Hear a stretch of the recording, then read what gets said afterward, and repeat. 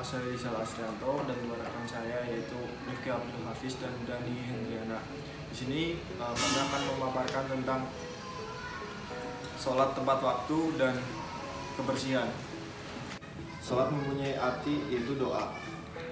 Begitu juga dalam Kamus Besar Bahasa Indonesia bahwa sholat mempunyai arti doa kepada Allah Subhanahu wa Ta'ala.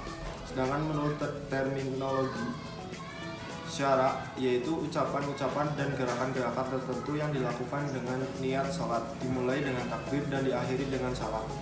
Ia disebut sholat karena menghubungkan seorang hamba kepada penciptanya, dan sholat merupakan manifestasi penghambaan dan kebutuhan diri kepada Allah.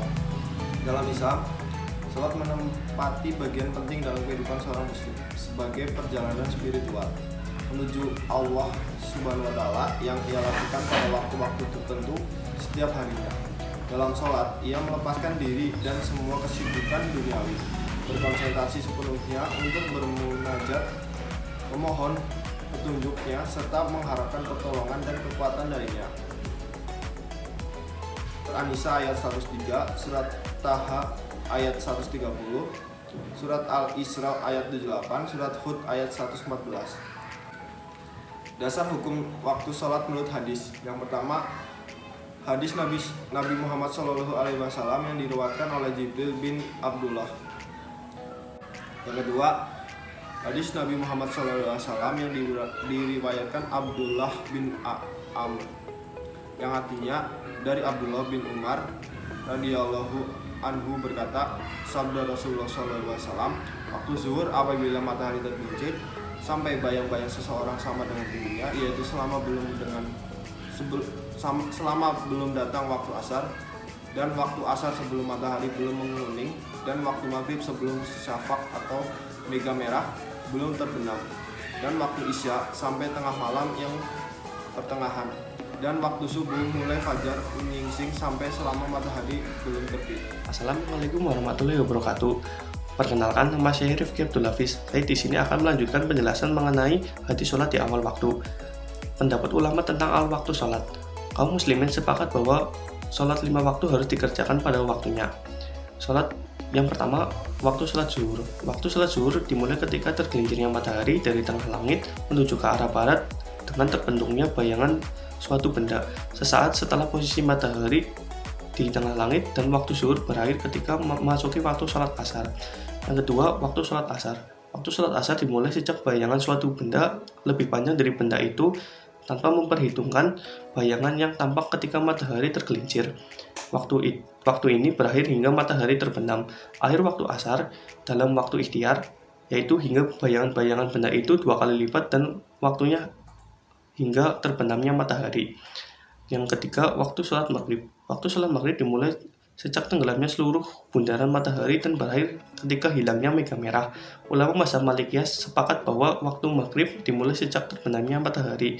Terbenam didefinisikan ketika seluruh piringan matahari telah terbenam dan tidak tampak lagi baik dari dataran rendah maupun dataran tinggi. Yang keempat, waktu sholat isya. Menurut beberapa hadis, masuknya waktu isya bersama dengan hilangnya mega merah. Ibnu Rif'ah mengatakan ketetapan tersebut berdasarkan ijma ulama. Di dalam suatu kaul dikatakan bahwa waktu ikhtiar untuk sholat isya ini hingga lewat separuh malam. Yang kelima, waktu sholat subuh.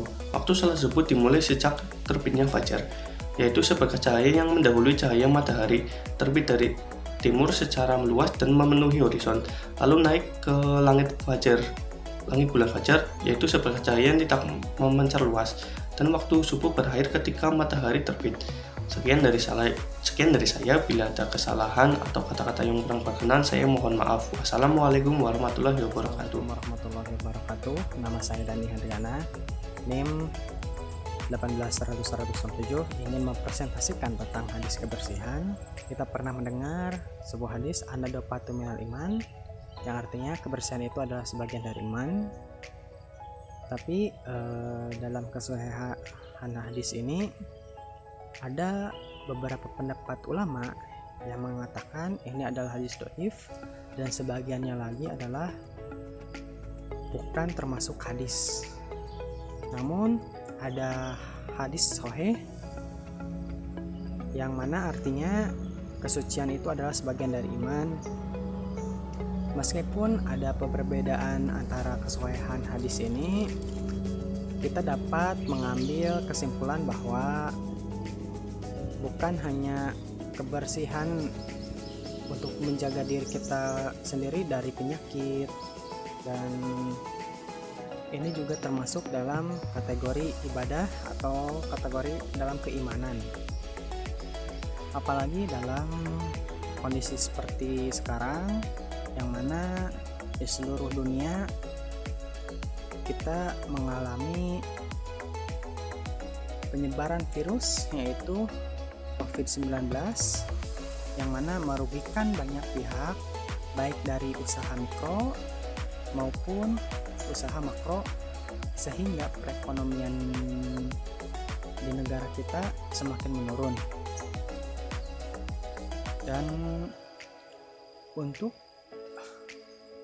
menjaga kebersihan kita dalam COVID-19 ini, kita bisa minimal mencuci tangan, dan untuk beribadah kita bisa dengan cara berwudu. Mungkin sekian persentase dari saya, sekurang dan lebihnya mohon maaf apabila ada kesalahan. Terima kasih. Wassalamualaikum warahmatullahi wabarakatuh.